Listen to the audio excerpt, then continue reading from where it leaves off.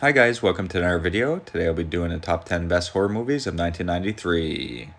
There's two movies I'd like to just mention quick that didn't make the list. Maniac Cop 3 and Doppelganger with Drew Barrymore. Both movies are on YouTube, go check them out. Still pretty decent ones that didn't make the list, but let's get to the ones that did. So sit back, relax, let the show begin.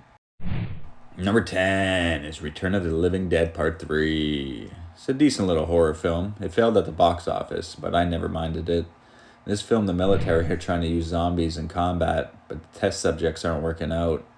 Meanwhile, the son of one of the people in charge goes for a bike ride with his girlfriend, played by Melinda Clarke, who would go on to star in the hit show The O.C. They have an accident and she dies, so he brings her to the military base to reanimate her. It's got some decent makeup effects, but I find the military location very cheaply done. But still a fun watch once in a while. Number 9 is Jason Goes to Hell. I don't mind this one, but when it first came out, I was very disappointed. I've always loved the opening in the cabin. It's very well done, and the look of Jason is amazing with his bubbly head. But then they blow him up. The credit sequence is fun when the coroner eats Jason's heart. I always love that scene, but I'm not a fan of the body swapping. I wanted more of Jason. Still, it's a decent horror film that I watch at least once a year, and it's always fun to watch Freddy grab Jason's mask at the end too. Number 8 is Necronomicon, Book of the Dead. It's a decent little horror anthology film with a bunch of strong actors appearing throughout the three stories, which are based off of the work of H.P. Lovecraft. Story 1 is called The Drowned. It's probably the best story out of the three. It's about the Book of the Dead summoning a monster under the house. The look and setting are top notch. Story 2 is called The Cold. It's probably my least favorite, but it has its moments. It's about a reanimation serum. The makeup effects are awesome though. Story 3 is called Whispers. This is another decent one about two cops that crash their car during a high-speed pursuit. And while they're unconscious, one of the cops gets taken underground. The partner chases them only to get trapped by lunatics. It's a solid horror anthology film. Number 7 is Skinner. It's a very effective low-budget horror film that was first released in Italy in 1993, then later released in the US in 1995. Stars Sam Raimi's brother, Ted Raimi, along with Tracy Lords and Ricky Lake. Raimi plays a quiet but disturbed individual who preys on hookers. There's some disturbing scenes when he's talking to a dead corpse while skinning them. I love the look and the filming locations. It's simple but a very effective little horror film. Number 6 is Tobe Hooper's Night Terrors. I've always enjoyed this film. It stars Robert Englund in a dual role as Marquise de Sade and Paul Chevalier. It's about a girl who visits her father in Cairo. She stumbles upon some people that are part of a cult. Robert Englund is fun to watch, and I like the different locations used in the film. The critics bash this film, but I like it. Number 5 is Leprechaun. It's a childhood favorite of mine. Warwick Davis as the Leprechaun is just so much fun to watch. His makeup effects are excellent. The cast is fun all around, and of course everyone remembers a young Jennifer Aniston starring in the film before her big break in Friends. I just love the isolated house and barn locations. It's a blast. It's still fun to revisit today. Number 4 is John Carpenter's Body Bags. It's a fun horror anthology film that aired on Showtime, with John Carpenter himself acting as the dead mortician. He's more like the crypt keeper to the film.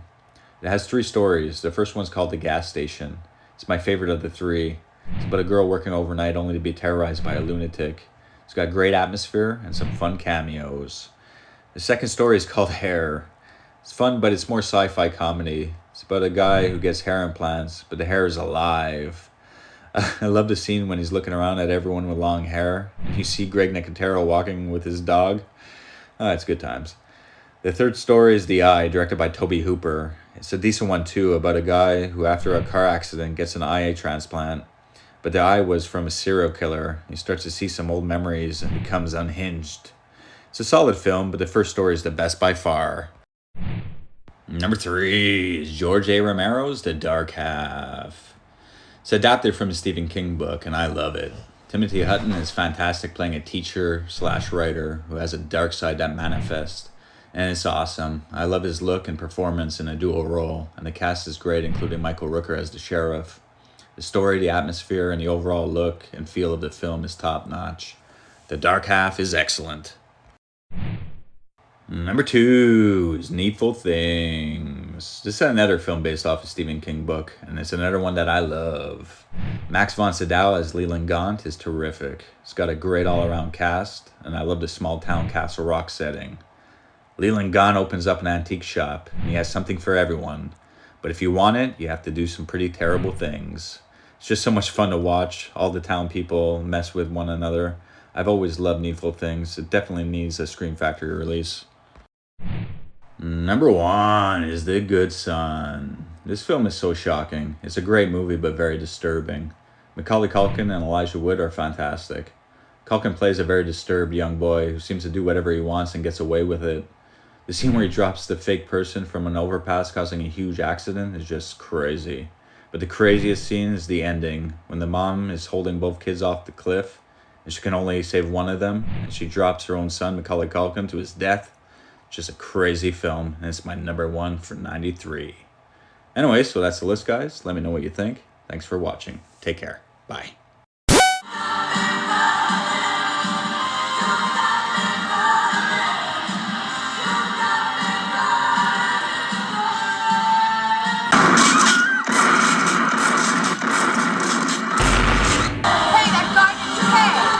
The Daigler.